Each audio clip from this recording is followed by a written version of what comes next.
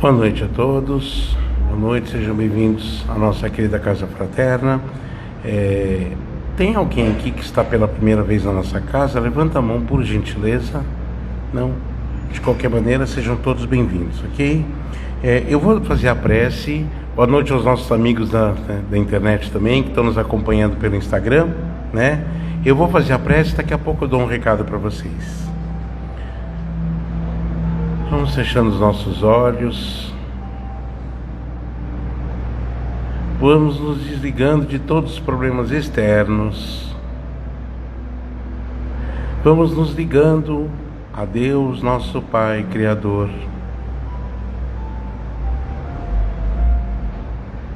A quem somos agradecidos por estarmos mais uma vez nessa casa. Vamos nos ligando a Jesus, o nosso Mestre, e agradecendo por todas as lições de amor deixadas no seu Evangelho de luz. Agradecendo aos nossos mentores, aos mentores dessa casa fraterna e aos amigos espirituais que desde as primeiras horas desse dia vem preparando esse ambiente para que possam nos receber para mais uma palestra, para mais uma noite de aprendizado nessa doutrina esclarecedora e confortadora. E assim, nessa sintonia, nessa vibração de amor, vamos humildemente dizendo: Pai nosso que estais nos céus, santificado seja o vosso nome, venha a nós o vosso reino, seja feita a vossa vontade, assim na terra como no céu. O pão nosso de cada dia nos dai hoje, perdoai as nossas dívidas, assim como nós perdoamos aos nossos devedores. E não nos deixeis cair em tentação, mas livrai-nos de todo o mal. Que assim seja, graças a Deus e graças a Jesus. Boa noite então, mais uma vez. Vou dar apenas, antes de passar para a nossa convidada de hoje, vou dar apenas alguns recados. Ainda nós, por enquanto, não há necessidade de confirmar presença nas palestras, nos trabalhos, tá? Então a entrada é livre. Até segunda ordem. Qualquer coisa, qualquer mudança, nós então avisamos. Já que ainda estamos em poucos, a casa não está enchendo muito ainda, por ser começo de ano, alguns estão de férias, então não há necessidade de avisar. Apenas lembrando dos nossos trabalhos, segunda-feira às 14 horas, com passe, tratamento, entrevista e palestra. Terça-feira, também com tratamento, entrevista, palestra às 20 horas e quarta-feira passe de limpeza e palestra às 20 horas. E não esqueça do nosso Evangelho, todo domingo às 9 horas da manhã também, ok? Também não há necessidade de confirmar a presença para o Evangelho. Lembrando a vocês que o curso da doutrina inicia-se no dia 14 de fevereiro. Então, aqueles que estiverem interessados em participar do curso, podem solicitar o link para inscrição do curso pelo WhatsApp da Fraterna, 3644-8610. Então, é só entrar em contato no 3644-8610 e solicitar o link para ficha de inscrição do curso da doutrina. Então, o curso está iniciando no dia 14 de fevereiro. Bom, agora eu vou deixar vocês então com a nossa querida Rosa Maria, uma grande amiga já, que quando a gente pede, na medida do possível, ela vem correndo nos ajudar. Então, Rosa, é tudo seu, obrigado por estar presente.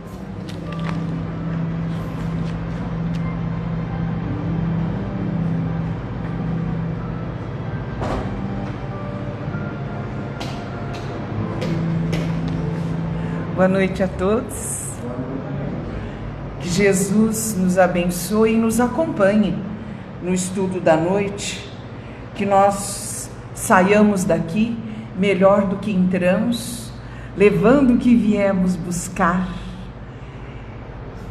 Nós viemos buscar a companhia de Jesus, na verdade, né? E a companhia dele se faz através do legado que ele nos deixou, né?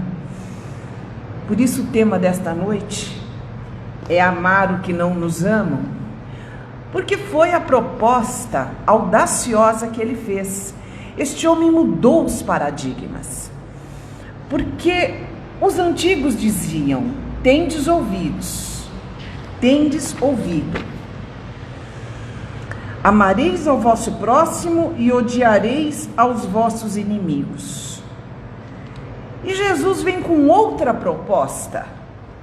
Ele propõe: se o amor do próximo é o princípio da caridade, amar aos que não nos amam é sua aplicação sublime, porque esta virtude representa uma das maiores vitórias conquistadas sobre o egoísmo e o orgulho.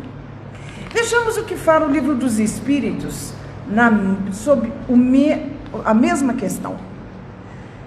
Então, na lei de justiça, de amor e de caridade, na pergunta 888, nas explicações dela vem: amai-vos uns aos outros é toda a lei divina, pela qual Deus governa os mundos. O amor é a lei de atração para os seres vivos organizados. A atração é a lei do amor para a matéria orgânica. Muito bem. Então aqui os livros dos Espíritos nos traz que a lei do amor, o amai-vos uns aos outros, é toda a lei. Toda a lei.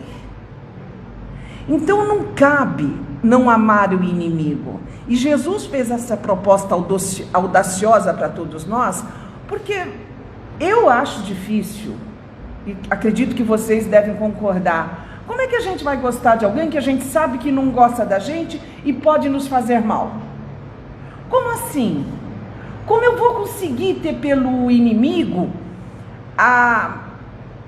o mesmo carinho que eu tenho por um amigo? Quando a gente vê um amigo, a gente abraça, a gente fica feliz da companhia, gosta do contato. E com a pessoa que é nosso desafeto, ou que a gente sabe que vai nos prejudicar, ou deseja nos prejudicar, a gente não fica à vontade. E se nós nos forçarmos a uma reação de demonstração efusiva de amizade, nós mesmos vamos achar que estamos sendo falsos. Todavia, Jesus propõe que o amor tem que ser levado ao inimigo. Se hoje nós não temos o inimigo de tribos que vão invadir a nossa aldeia ou a nossa tribo, nós temos as pessoas que não compactuam conosco, que não concordam conosco, e muitas vezes nos perseguem. Pessoas que disputam o mesmo cargo que a gente, posições, e torna, ou o mesmo afeto. Às vezes ele está disputando ali seu namorado, sua namorada, um concurso que você faça. São tantas as situações que se desdobram que a gente toma ranço dessa pessoa, usando a palavra atual, né? E hoje em dia, nessa divisão que fizeram da política brasileira, isso ficou mais evidente. Existe um ódio incontido e que há prazer em ser demonstrado por todas as partes. Esta semana, uma cantora que eu até gostava muito dela, foi totalmente desrespeitosa ao presidente. Ora, ela pode não concordar com o presidente, pode não gostar, é um direito total dela. E ela manifesta isso nas urnas, com toda a razão. Mas ofender um presidente, qualquer que seja, está errado. Ele é a autoridade suprema do nosso país. É um cargo que a cada 4 anos está sendo ocupada por uma pessoa. E esta pessoa tem que ser respeitada pelo cargo que representa. Independente se nós concordamos com as ideias daquela pessoa que foi eleita. Se a maioria elegeu, ele passou a ser o nosso presidente, a gente gostando ou não.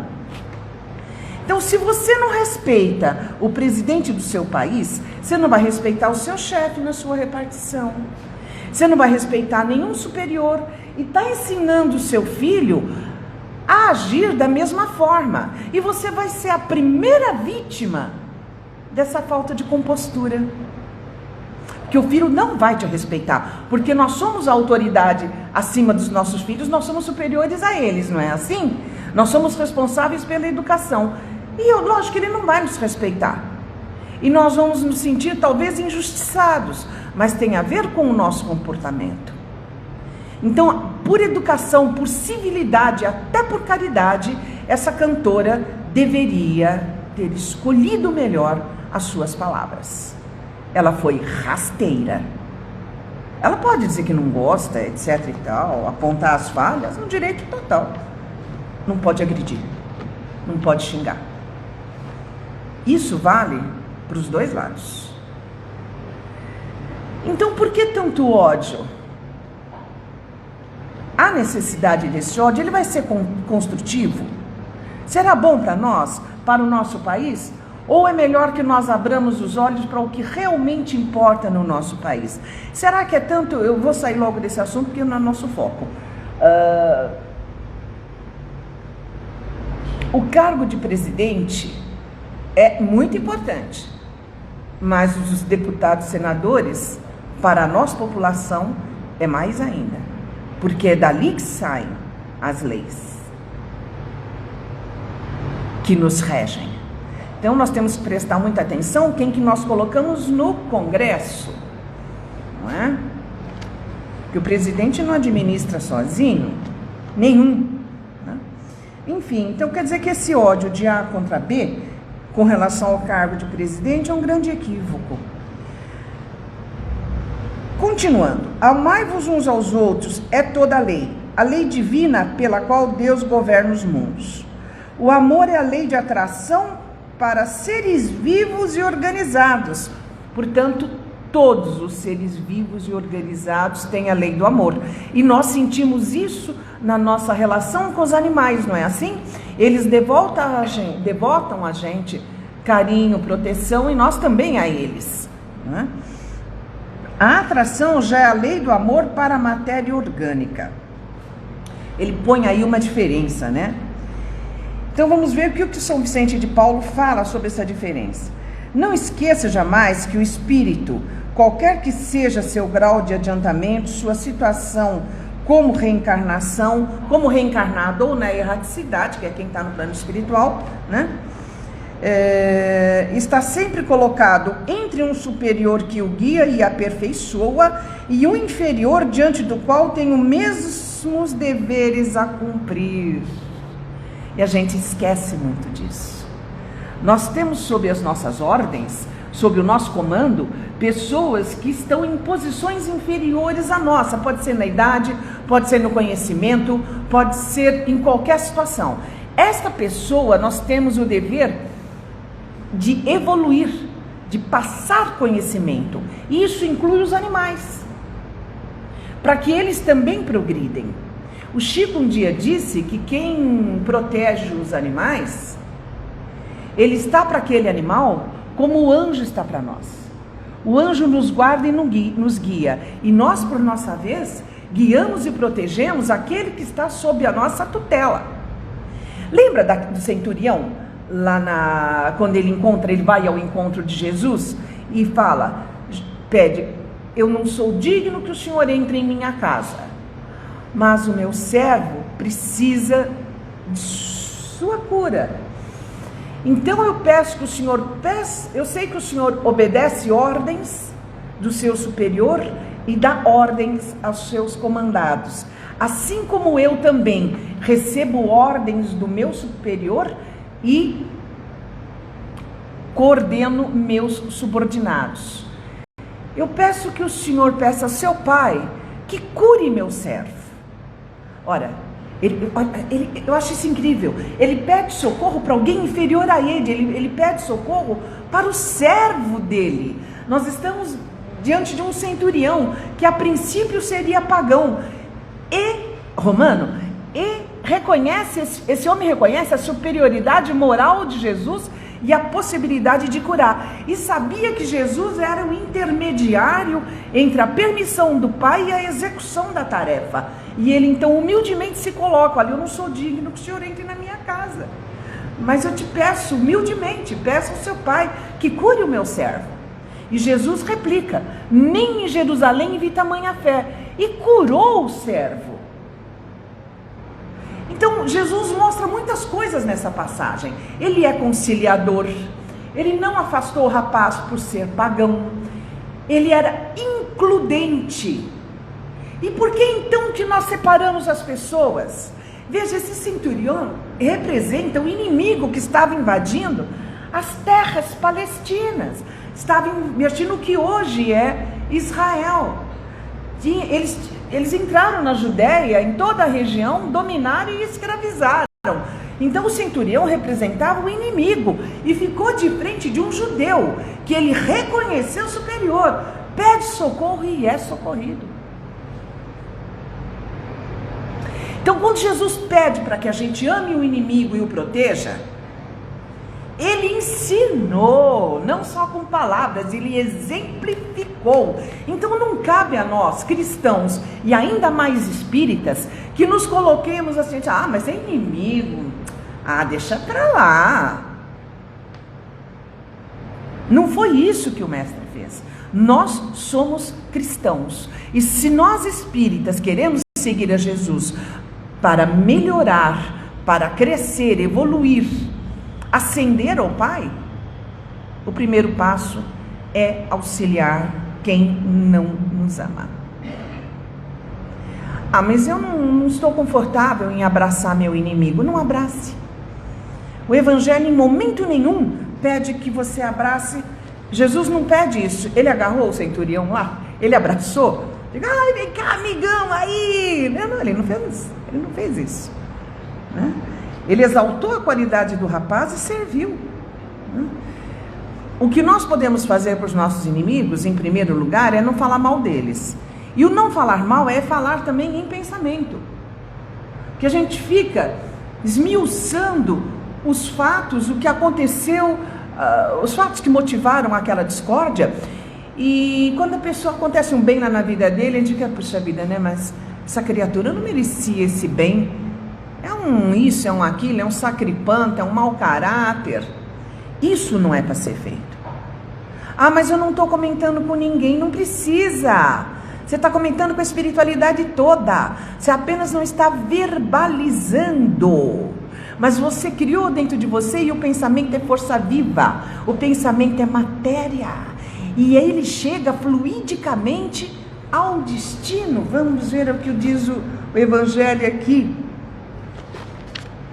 O pensamento menos puro emite uma corrente fluídica que causa penosa impressão. O pensamento benévolo, por sua vez, envolve-nos num eflúvio agradável. Daí a diferença de sensações que se experimenta. Acabei de tomar um passe. Eu me senti tão bem e agradeci aos passistas, porque me fez bem. E eles não falaram uma palavra comigo. Eles emanaram, acho que não falou com vocês alguma coisa? Todos tomaram passe? Vocês bateram um papo com o pessoal que estava dando passe? Pediram algo? Não precisou. Eles estavam ali doando em pensamento, transformando em ação aqueles fluidos que entraram dentro de cada um de nós. Sim, mas como é que entrou? Pelo ar. Nós, respiramos, é matéria, e entra na corrente sanguínea. A gente se sente oxigenado, e aqui dentro da gente dá até um tremeliquezinho, né? Dá até um tremorzinho assim. É como tomar uma injeção daquelas bocas de glicose, né? Que dá essa subidinha assim. Parece isso. E você se sente bem. E não houve manifestação de palavra, mas houve a manifestação do pensamento e o desejo sincero da cura, do tratamento. E foi deles próprios? Não. Eles pediram a Deus Pai que canalizasse o fluido. E Deus Pai deu. passou pelo vaso físico do médium, que é o que medeia a comunicação, pegou os fluidos animalizantes e entrou dentro do nosso organismo. Ora, da mesma forma que o fluido benévolo entra no nosso organismo e promove cura, bem-estar e reequilíbrio, o fluido malévolo faz a mesma coisa e promove mal-estar, irritação, sono difícil, ansiedade, nervosismo. De que se servem todas as pessoas voltadas ao mal para utilizar, para criar contenda? Vocês já repararam que quando a gente briga em casa com o cônjuge ou com o filho, seja lá com quem for, com pai, mãe, a gente já sai irritado, bem irritado de casa de manhã para trabalhar, né? E parece que naquele dia tudo acontece, né? É Uber que não chega, é ônibus que não para ou passa cheio, o metrô tá lento, o trem tá lento, você chega atrasado no serviço ou se tá de carro, você não anda 2 centímetros ou você anda 1 metro de cada vez, você não consegue uma vaga para estacionar, você chega irritado no trabalho, você toma uma olhada do seu chefe ou uma chamada de atenção, o dia não flui, o serviço dá errado e a gente até derrama café na roupa. Incrível! Tudo dá errado. Por que dá errado? Porque nós estamos em desequilíbrio e tudo que está à nossa volta sente e recebe e retribui aquele fluido intoxicante. E quando você pensa que não está brigando com alguém, ou no trabalho ou no trânsito, aí não raro a gente pensa, me fizeram uma macumba. Gente, mas nem precisa. Sempre tem em vista que o assunto é despacho e não macumba. Macumba é um instrumento musical, macumbá, macumbé, que os adeptos do candomblé, os escravos nessa ocasião, usavam para entrar em sintonia com a espiritualidade, tocavam macumbá, macumbé. Aí os brancos, já começou a macumba, né? Então qualquer ato ali virou macumba e era para o mal. A ignorância colocou isso, mas hoje nós sabemos que não é isso. Não passava do que é um cântico, do que seria um cântico, um som, né? O que se faz por aí é um despacho, que nem sempre é para prejudicar alguém, mas a manifestação de um desejo, de uma necessidade, que dentro daquela filosofia, daquela religião, eles acreditam que funciona, né? A gente vê o padre defumando, né? A igreja defumando as pessoas, e a gente vai na Umbanda e vê também defumando filho de fé. As pessoas acreditam que isso realmente promove limpeza. O que vai limpar não é a fumaça, mas é o pensamento dela, o desejo dela, a fé dela e a sinceridade em socorrer o Pai. Ele será socorrido com a fumaça, com a folhinha de arruda batendo, com o que quer que seja. Quantas vezes o católico não segura ali a medalhinha de Nossa Senhora de Fátima e pede socorro? Eu, quando usava um crucifixo, dormia, tinha pesadelo e segurava o crucifixo, né? Hoje não uso mais, porque a gente já sabe que é o pensamento. São etapas. Conforme a gente vai aprendendo, nós mudamos, vai compreendendo e vê que você não precisa de símbolos, ou de rituais, ou de qualquer instrumentação desse gênero para falar com Deus. Nós falamos com Deus na nossa intimidade, muito embora Jesus já tenha ensinado isso lá atrás. Ele falou para a gente não falar muito, não ficar explicando em detalhes e depois entrando em tintim por tintim para falar com Deus. E ser direto naquilo que necessita, porque o Pai sabe das nossas necessidades. Colocar à disposição dele é pedir o socorro dele, pedir a ajuda, que não faltará. E aí a gente pede para o Pai: Pai, me dê paciência, eu preciso de mais paciência com fulano. E Ele dá. Ele promove mais confronto, que é para você ver se você resiste mesmo. Eu estou começando a ficar preocupada com esse negócio de pedir paciência. Acho que eu não vou pedir mais não, tá vindo muita prova. Porque é fácil de falar de paciência, é fácil ler o Evangelho e repetir aqui. Na hora que as situações se apresentam, não é tão simples assim. Quando a gente pensa que não está gritando, está discutindo, está enfrentando, e aí a gente percebe que não está pronto, tem que começar de novo. E aí vão vindo novas situações. Então, quando nós falamos de fluido, o pensamento menos puro, como diz no Evangelho, ele emite essa corrente fluídica. Então vamos tomar cuidado com o que a gente pensa. O pessoal fica preocupado com o despacho, né? E procura culpar alguém que fez algum mal para ele. Não precisa, ele está autodespachado, ele mesmo se auto-obsidiou. Não precisa que outra pessoa o faça. Alguém aqui desconhece uma obsessão mais severa do que a de encarnado para encarnado, quando tem aquele amor que não é amor, é atração, possessivo, persegue, mata, calunia, não é assim? É altamente destrutivo e chamam isso de amor. É uma das obsessões mais severas. Quem tem muito ciúme sabe o que é isso.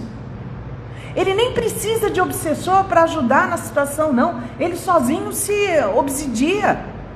Coitados, os obsessores estão até desempregados, vão fazer greve e tudo, para poder conseguir algum trabalho, porque a gente faz isso sozinho. Então vigia o pensamento primeiro, todos nós temos que vigiar o pensamento. Então eu não gosto do presidente, ótimo, então ore pelo país, peça pelo país, porque aquele ódio que você está destilando também está ficando na psicosfera do nosso país, dirigido a quem quer que seja. Aí eu não gosto daquele bandido lá, daquele cicrano lá, daquele outro que fez tal coisa. Ore por essa pessoa, para que a psicosfera em volta se limpe. Senão sempre nós estaremos em situações difíceis. Aí eu não gosto daquele chefe, daquele diretor. Ore por ele, não odeie, emane amor. Você não precisa abraçar essa pessoa que você tem discordância ou que sente perseguição, mas você pode disciplinar seu pensamento, sim. É o suficiente. E o dia que chegar a oportunidade de conversar, de reconciliação, não se negar. Não se negar. Porque esse dia chega. Vejamos lá o Pedro. Senhor, não dá, a gente vai levar a sua palavra e eles batem na gente, eles jogam pedra na gente, não dá. Falou, Pedro, acalma, não turbe seu coração, tire o pó dessa sandália, da sua sandália, ou seja, tire essa sujeira, não fica preso na sujeira, não fica preso na situação, naquilo que te incomodou, porque vão criando miasmas, vão criando uma ligação danosa, em que você é o primeiro que se prejudica e seu coração fica turbado. Ele fala ainda mais, leve sua paz consigo. Se o outro não concorda com você, não entende, ele tem lá a opinião dele, seja sobre o que seja, respeita sem agredir, expõe seus motivos e ouve os dele, porque a gente sempre aprende com o outro. Às vezes a pessoa tem um enfoque sobre determinada situação que a gente não percebeu. Mas ele gosta mais do Palmeiras e eu sou Corinthians, eu não quero falar com ele. Mas ele pode te explicar o que ele admira no Palestra Itália. Por que ele gosta do time? Por que ele se sente representado? E o corintiano vai falar o mesmo. Porque grandes discussões e crimes acontecem também por opções de time de futebol diferente. Os dois gostam de futebol. A forma como manifestam o jogo vai depender de cada clube. Cada clube tem uma característica, um jeito de defender, e o outro não gosta sem razão da defesa da forma como aquele time trabalha. Ele merece ter respeito pela opção que ele teve. Tem valores ali envolvidos, às vezes valores de família. Ora, se minha família é importante para mim, a família do outro é importante para ele. Então olhe a família do outro como se fosse a sua. O nome disso é caridade. Não, espera aí. Caridade é da cesta básica. Caridade é dar um dinheiro ali quando você precisa. Quando alguém te pede, você tem no bolso, você dá um dinheiro. É? Então vamos ver o que eles falam aqui. O que o Evangelho diz aqui. Quando ele diz sobre a caridade, ele deixa bem claro. a forma como nós fazemos a caridade daquilo que sobra da nossa mesa é diferente do amor que se tem por aquela pessoa que está naquela situação adversa. Muitas vezes é alguém que está dependente do álcool e está morador de rua. E eu vou lá, dou um prato de comida, ou dou um dinheiro, que seja, não é? Mas olha com desprezo para aquela pessoa, fica, mas que mulambo beberrão, está nessa situação porque preferiu o álcool. Será que ele preferiu o álcool ou houve falta de apoio moral, de educação, de aconchego, desde a infância dele? Ou às vezes é uma história triste, a pessoa perdeu a família inteira num acidente, só ele sobreviveu. E para conseguir dormir à noite, ele começou a tomar uns vinhos ou qualquer coisa assim. E quando ele pensou que não estava com o pé na dependência química. Não tem teste para dependência química.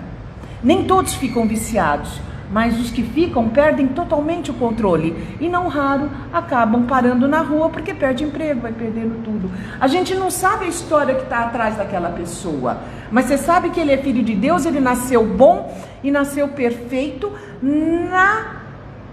no plano de Deus de chegar à perfectibilidade, como Jesus colocou: sede perfeitos como vosso Pai o é. Este é o objetivo que Jesus colocou para nós. É muita pretensão, né? Querer nos colocar já como Deus Pai, nosso Deus Pai, o Criador é. Mas esse é o objetivo, esse é o foco. Jesus colocou uma proposta alta para nós. Então, atrás daquele dependente químico, tem um ser humano. E tem alguém que gosta dele. Tem um pai e uma mãe ali. E ele não consegue mais dar conta da família. Tem filho. Então, olha como criatura humana e dê o óbolo, dê a comida, o que quer que você possa dar, dê com amor. Você não concorda com o que ele faz, mas concorda que ele é teu irmão. Será que era fácil para Jesus? Ele se negou a atender algum bêbado ou não tinha bêbado na Judéia naquela ocasião? Não tinha, não? Se o álcool vem matando a humanidade desde os tempos dos faraós, de todas as drogas é a mais perigosa. Quantas famílias ceifadas por força do álcool? E Jesus os curou. Se ele não se negou a socorrer, por que nós vamos?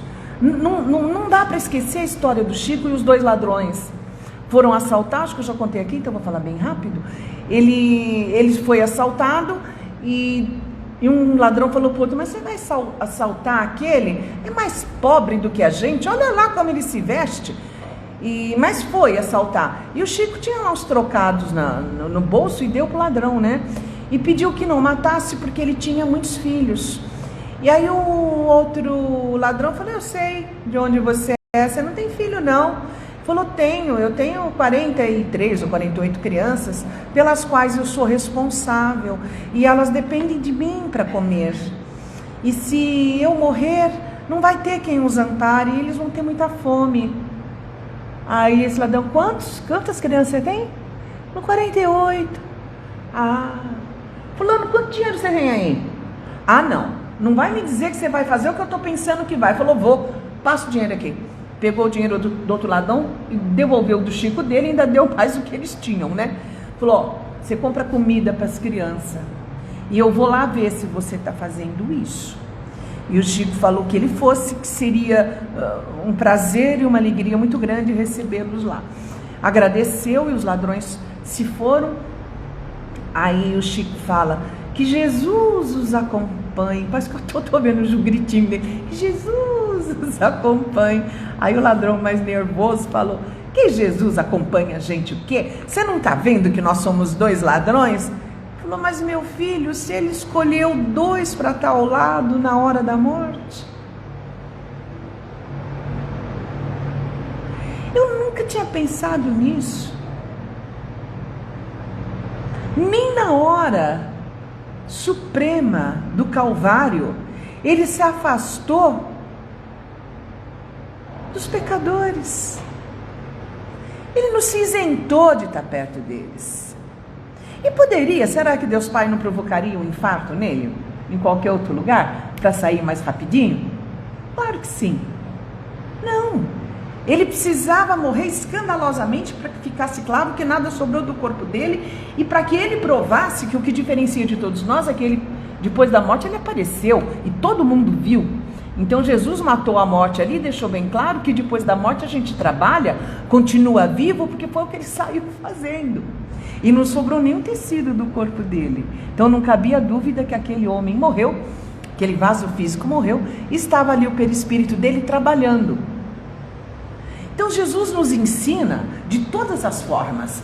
Ele não fica longe de pessoas desregradas. Então quando nós fizermos a caridade para alguém, não olha se a pessoa tem mérito ou não. Isto é entre ela e Deus. Nós não temos nada com isso. Socorre, e se puder dar uma boa palavra, dê. Nem que essa boa palavra seja: bom dia, meu irmão, como você está? Bom dia, boa tarde, boa noite. Note que essa pessoa existe. Às vezes tudo que ela quer é um pouco de atenção. Isso é ser espírita. Isto é ser cristão. O cristão respeita caridosamente o outro, mesmo que ele não compartilhe com as atitudes do outro, porque foi assim que o nosso mestre nos ensinou.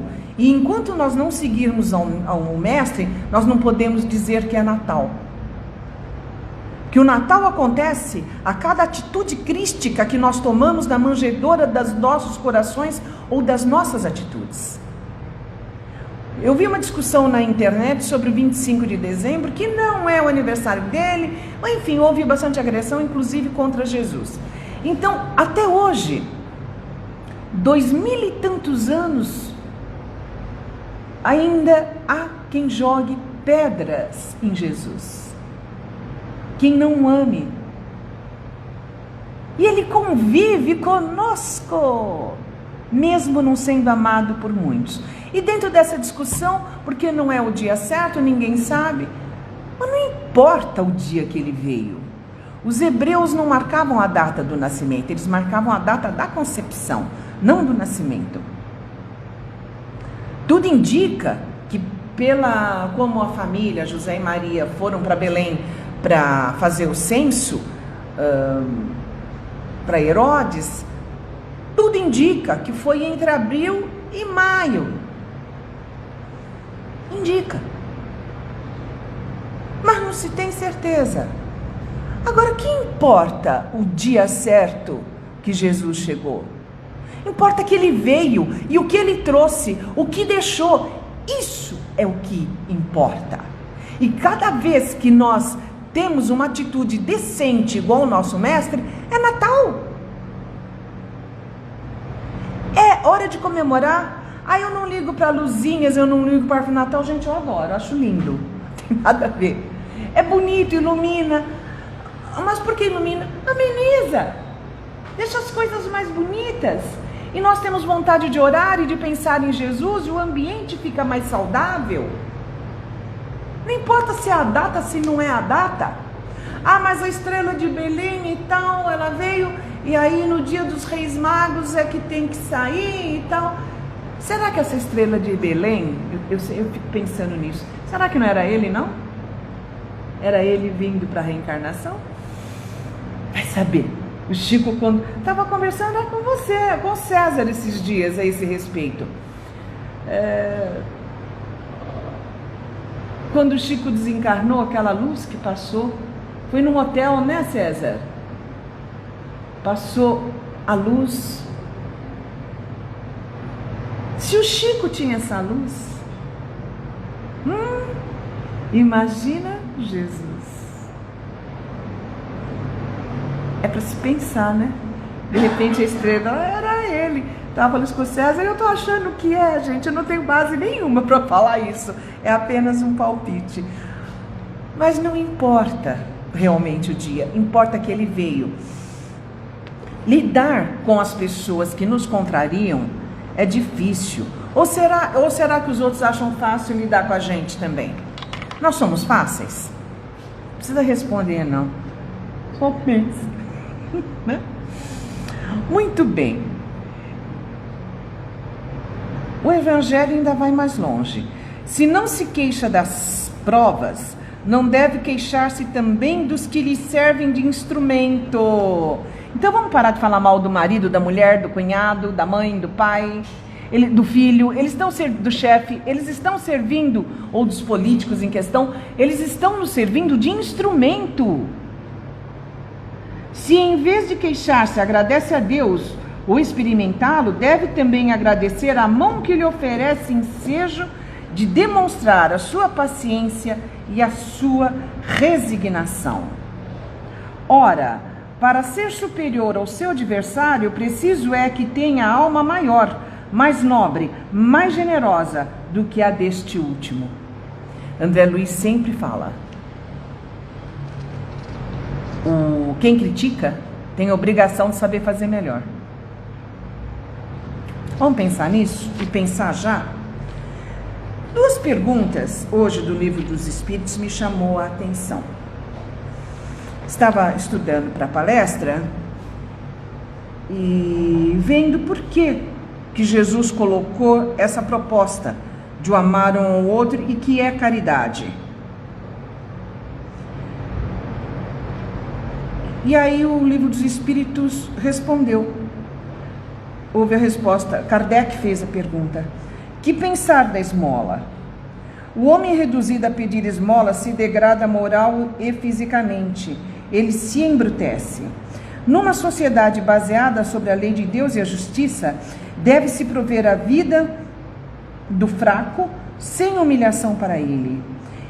Ela deve assegurar a existência daqueles que não podem trabalhar, sem deixar sua vida à mercê do acaso e da boa vontade.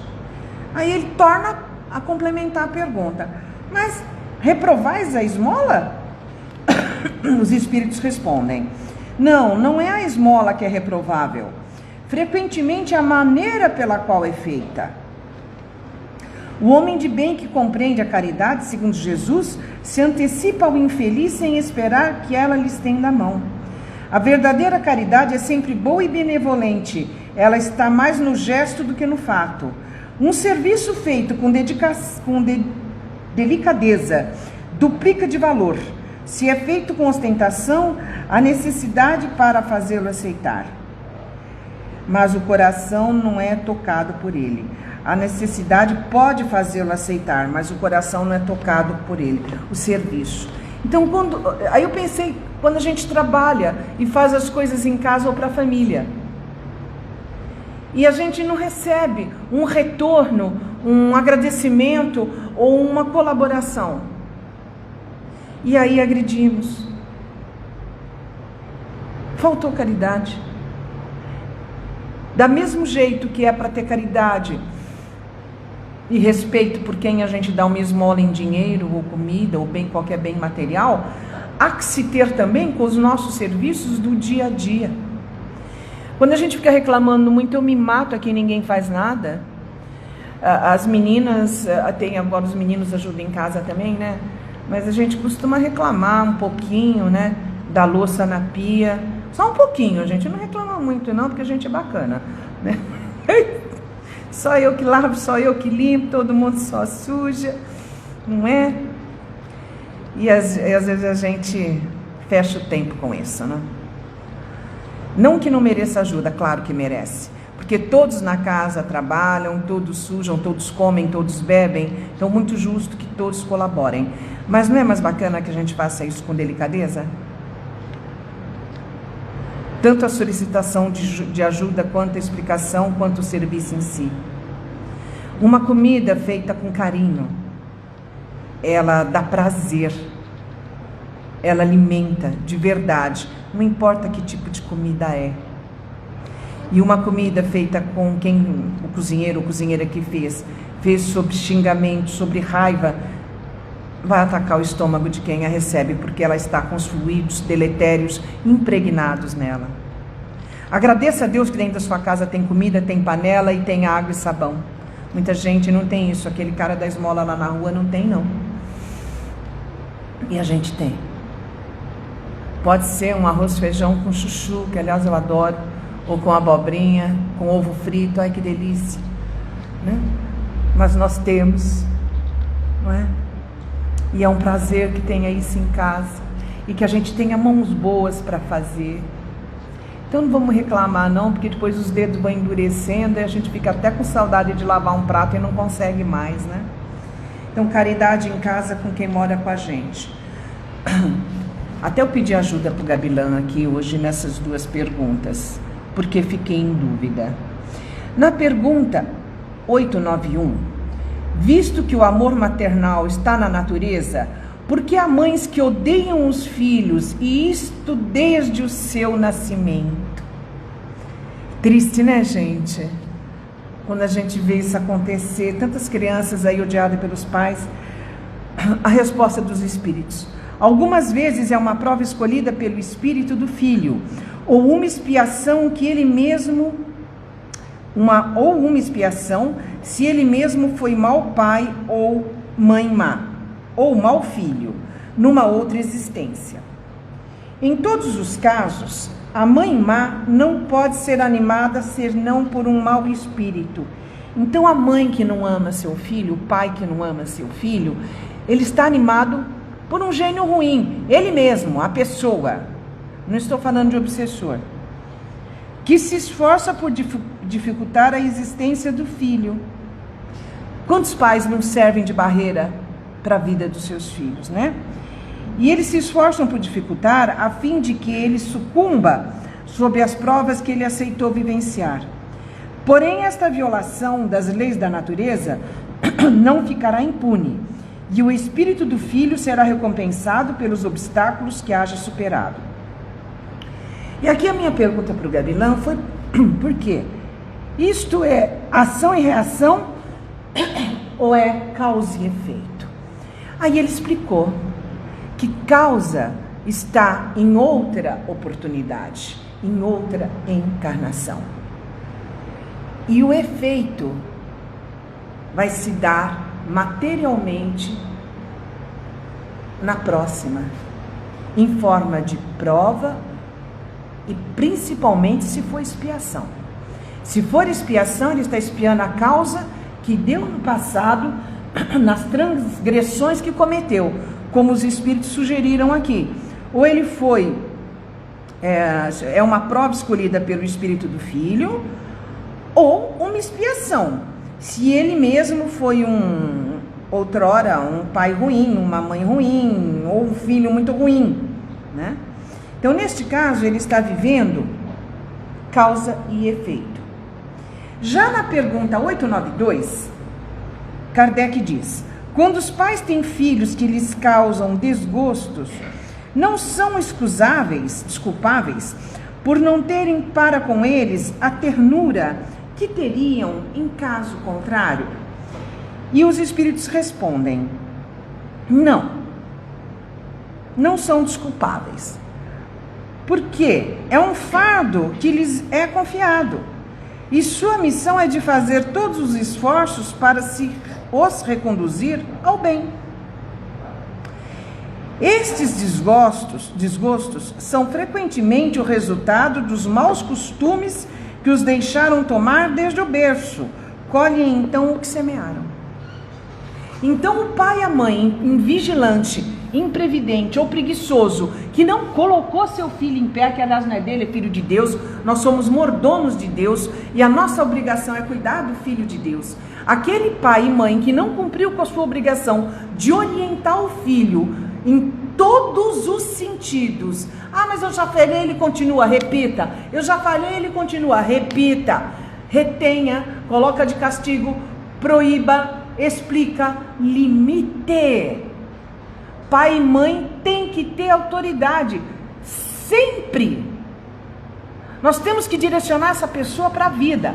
E se nós não fazemos isso, e esse filho cai em desregramento, e nós tomamos raiva dele, e não temos por ele o mesmo carinho que temos para outros filhos, ou mesmo para ele se ele fosse mais bacaninha, nós não temos desculpas com relação a isso, porque nós somos os causadores dessa situação. Assim sendo, nós temos ação e reação. A nossa atitude em não educar causou a reação de ter um delinquente, um revoltado, um mal-educado dentro de casa, que muitas vezes bate no pai, está aí com 30, 40 anos, é um adolescente explorando os pais. A falha está nos pais. Isto é reação. Então nós estamos diante de um fato de ação e de reação. E mais uma vez, nós estamos diante de uma situação de que alguém fez um trabalho de magia negra, ou seja lá do que foi, que prejudicou aquele filho. Isso nada mais é do que transferência de responsabilidade. Ah, mas é obsessão, então vou no centro. Vá, venha, passa por uma consulta fraterna, tome os passos. Mas se você não mudar as suas atitudes, a forma como você age, não vai adiantar nada, vai continuar a situação a se repetir.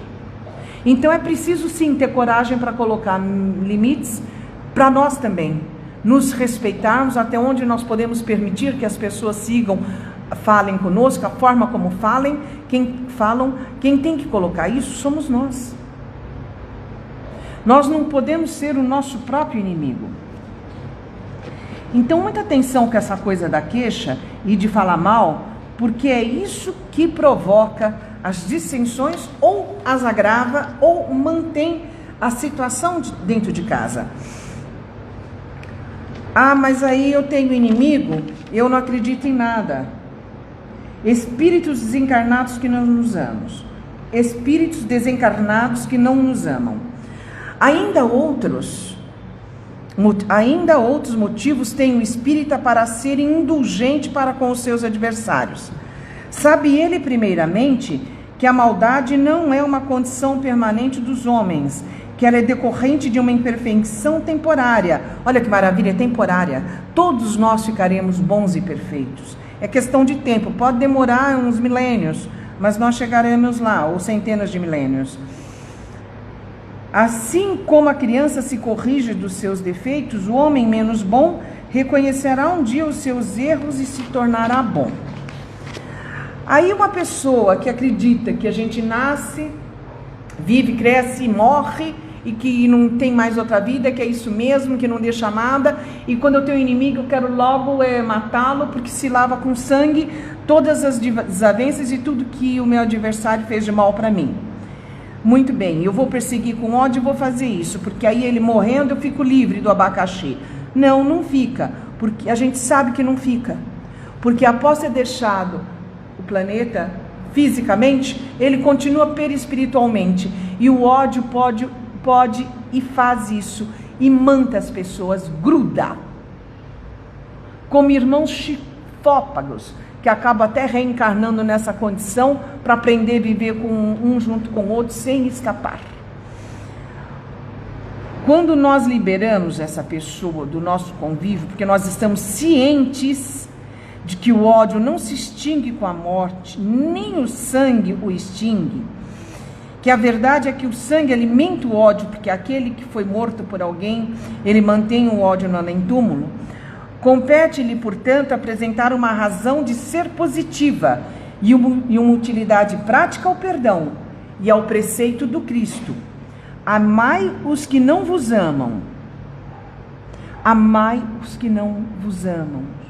Não há coração tão perverso que mesmo a contragosto não se mostre sensível ao bom proceder. Com o bom procedimento, tira-se pelo menos o pretexto das represálias. Pode-se até fazer de um desafeto um amigo. Aliás, o Churchill dizia isso, né? Que o objetivo é transformar o inimigo em amigo. Certíssimo, este é o objetivo. Antes de podendo-se fazer de um desafeto um amigo, antes e até depois da sua desencarnação. Com o mal proceder, o homem irrita o seu adversário. É então que as consequências, que se constitui instrumento de que a justiça de Deus se serve para admoestar aquele que não perdoou. Então, um adversário nosso falecido vê que nós somos bacanas e temos boa índole, boa vontade, ele vai refazer seu raciocínio com relação à nossa pessoa. Falou, poxa, eu implicava tanto com fulano, e aí, poxa, tem aquela qualidade, eu não tinha visto. Aí chega na gente aí, né, quando pode, oh, desculpa. E nós ganhamos um amigo na vida perispiritual. Isso me lembra um caso que o Divaldo não, doutor Reinaldo Leite contou. O rapaz, ele foi criado por um homem rico, um empresário, não era um milionário, mas era bem de vida. E foi criado com todo amor, o menino era abandonado, ele não tinha filho, esse senhor, então ele criou com muito carinho. Ele deu escola, ele deu educação, ele deu roupa, ele deu alimento e ensinou o ofício, ensinou o menino a ser um homem de bem, ensinou o ofício, ele mexia com uma empresa com ferramentas e coisas assim, e ele ensinou a trabalhar naquela profissão. Aí o garoto já estava grande, já estava adulto, aí ele resolveu pedir para o benfeitor dele, o tutor dele, que ele queria ser indenizado, que ele queria ir embora, igual o filho pródigo, né? Ele queria ir embora, começar a vida dele, e que ele tinha sido muito útil àquele senhor, que ele não tinha filho nenhum, e ele acabou sendo como um filho para ele, deu família, deu companhia, deu tudo. E era funcionário dele também na empresa, então que ele entendia que ele tinha que ser indenizado para sair. E o pai, porque é pai, criou, né? Educou, amparou, não era só patrão, ele era pai. Não, falou, você partilha da minha mesa, eu te dei de comer, de beber, de vestir, te eduquei, te coloquei nas melhores escolas, te ensinei uma profissão. Se for pensar assim, quem tem que me restituir toda a despesa que deu é você. Eu não tenho nada para te restituir, ao contrário, você que me deve. E aí começou uma discussão muito difícil, e o filho não aceitava, e a discussão foi para a luta física, e ele acabou matando o pai.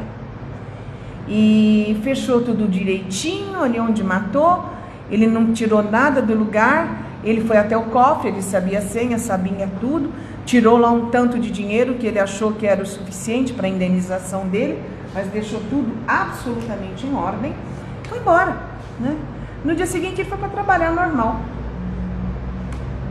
Bate, ninguém atende, e ele não entende, aí ele começa a ficar desesperado, e grita e chama o pai, e chama todo mundo, e chama a polícia, e a polícia vai, abre lá, e encontram tudo em ordem, mas o homem morto na sala, e sem sinais de arrombamento, sem nada, e eles não entenderam o que foi, e o rapaz desesperado, mas era como meu pai, era meu padrinho, meu salvador, meu isso, meu aquilo. Como não tinha nada roubado, nada tirado dali, eles não sabiam da existência do dinheiro no cofre, não desconfiaram do rapaz. O rapaz prontamente avisou os sobrinhos e irmãos do benfeitor dele, o pai, no caso, do que tinha acontecido. Eles foram lá, tomaram posse de tudo, venderam a empresa, porque eles não lidavam com aquele ramo de negócios, não sabiam trabalhar, venderam, e o rapaz ajudou em tudo. Facilitou a documentação, auxiliou, fez tudo direitinho. Os familiares ficaram tão contentes que ainda dividiram uma boa quantia da apuração dos bens para ele, porque ele foi como filho para o rapaz, que ele não adotou legalmente, esse pai não adotou legalmente, era um pai espiritual. Aí ele foi para uma outra cidade, montou um negócio igual ao que o pai dele tinha e prosperou. Ele era trabalhador aplicado como o pai dele era, ele aprendeu, mas ele não tinha paz de espírito. E ele começou a ter alucinações, começou a ter dificuldade no sono, ele se sentia sufocado, fez vários tratamentos, até que chegou a conhecer uma moça, foi orientado pelo psicólogo a se casar, a moça espírita, e descobriram que tinha um espírito obsessor com ele, e esse espírito o garroteava. Eles discutiam tanto, eles eram ligados no ódio. O sono desse rapaz era estremecido, preso no ódio. Ele tinha um ódio terrível do que for o padrinho dele, e o padrinho dele, o pai, da mesma maneira. tinha um ódio terrível dele. Ele não foi castigado pelas leis humanas porque não conseguiram perceber, não conseguiram provas nem nada de que ele pudesse ter sido o autor da morte do pai. Mas para o mundo espiritual tudo ficou muito claro. A perseguição ficou clara e o pai tentava se vingar dele, aumentou o ódio, os dois se engalfinhavam. Ele já era pai de 3 filhos, mas nada adiantou. Nem a mulher, nem a empresa, ele estava rico já, prosperou muito a empresa dele, mas a falta de paz, ele foi, as perturbações, foi para uma clínica de repouso, um nosocômio, na verdade, e lá ele acabou desencarnando, agarrado ao pai, e brigando. Ele disse que sentia que alguém o asfixiava e tentava estrangular. E ele fazia o mesmo com o outro. Então veja, o ódio, movido pela ganância, provocou uma situação tão triste do que poderia ter sido uma reencarnação feliz para os dois, de recuperando tempos talvez passados, e por cupidez colocar tudo a perder. Então, além de perdoar as pessoas que nos ofendem, dos dois lados da vida, é importante que nós saibamos amar com parcimônia os bens que nós possuímos. Eles estão aí para nos servir, não para que nós agarremos a eles sem pensar em mais nada na vida. Que por conta de bens, nós adoecemos, matamos, morremos. E aí o inimigo, o principal inimigo, é a nossa própria falta de amor. Então, quando Jesus fala amar ao seu próximo como a si mesmo, vamos já aprender a nos amar, respeitar o que podemos ou não fazer com o nosso físico, com o nosso psique, para que nós consigamos amar a todos ao nosso redor, de todos os países do mundo inteiro. E se nós não temos nada bom para falar de quem quer que seja, não falemos, nem pensemos. Coloca nas mãos de Jesus. Um dia nós compreenderemos melhor aquela situação pelas quais estamos passando agora. Que Jesus abençoe a todos e Ele abençoa. Que nós consigamos ficar ao lado dEle, agora e sempre, relendo sempre o que Ele faria nas situações que Ele viveu, que pra gente também, para Ele também não foi fácil, né, André? Nasceu num país dividido, possuído, a família não entendia, pobre, né? Ele também teve adversidades e ainda assim amou. E a equipe de trabalho dele não tinha PhD, não. Ficou os mais simples.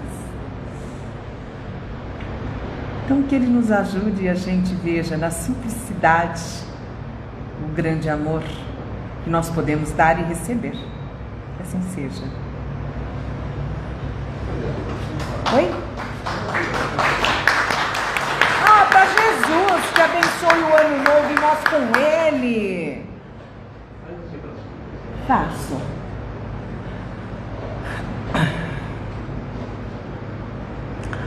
Elevando o pensamento a Deus Pai, graças te damos, Senhor, pelo encontro desta noite, que nós, agora, Pai, colocamos em Suas mãos os nossos melhores fluidos.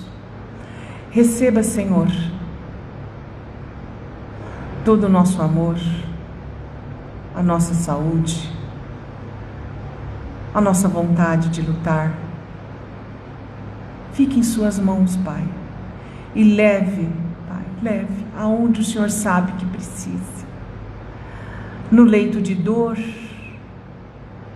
no momento de desespero, com a falta da saúde, embaixo das marquises, embaixo dos viadutos,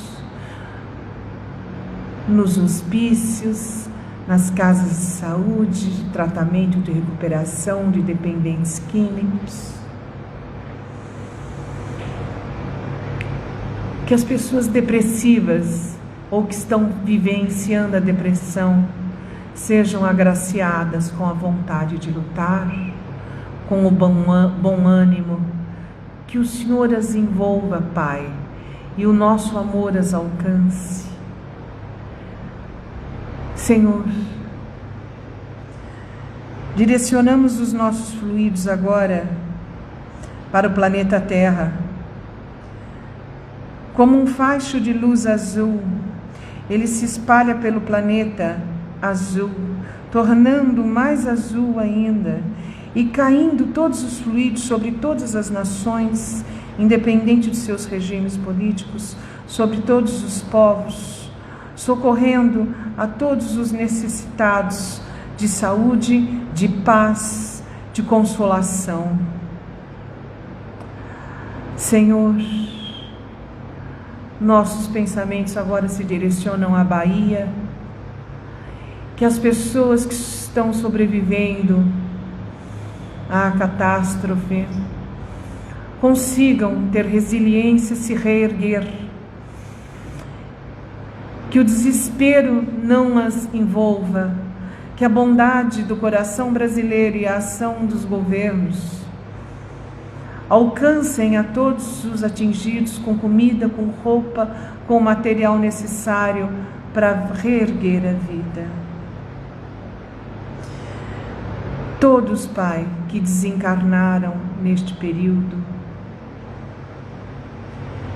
que o Senhor possa recebê-los na palma das suas mãos. E aqueles que podem ser curados, Senhor, se for da sua vontade, que os nossos fluidos ajude a curá-los. Todos os doentes de todas as doenças, neste momento, recebem o nosso carinho. Nos dois lados da vida, recebem os nossos melhores fluidos. Ah, Senhor, não temos tanto para dar, mas tudo que temos entregamos em suas mãos. Sê conosco, Pai, na condução das nossas decisões. Abençoa Jesus e entregue a Ele, Pai, o nosso amor e gratidão, e ao Senhor também por ter nos dado o Divino Mestre, nossa estrela guia. Que nós saibamos seguir essa luz, essa força chamada Jesus. Que assim seja.